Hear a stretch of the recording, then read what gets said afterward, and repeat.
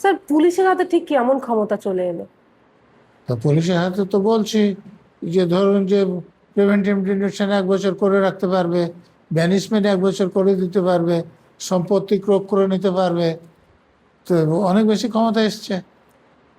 Sir এর মাধ্যমে নাগরিক অধিকার কি থাকবে, নাগরিকদের অধিকার বা না? এখন যদি সঠিকভাবে প্রয়োগ হুম, করা হয় তাহলে নাগরিক অধিকার নষ্ট হবে না, কিন্তু যে কোনো আইনি অপপ্রয়োগ করলে তো অসুবিধা হবেই।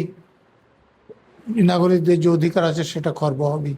দেখুন, নাগরিকদের তো এটা অধিকার নয়। যেমন হুম। অভিষেক ব্যানার্জি বলছিল হ্যাঁ। যে মমতা ব্যানার্জির ইন্ডিয়া অ্যালায়েন্সের সরকার হলে ঘরে ঢুকে মারবো।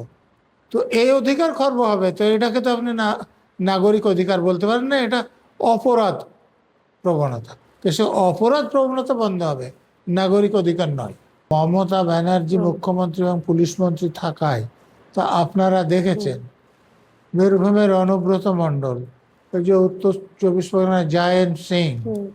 এই তারপরে দক্ষিণের দিকে জাহাঙ্গীর, জাহাঙ্গীর, শওকত, শাহজাহান। হুম। শাহজাহান, মানে একদম তারা যা করতো, এই নতুন আইনে তাদের অবস্থা কিন্তু খারাপ হবে।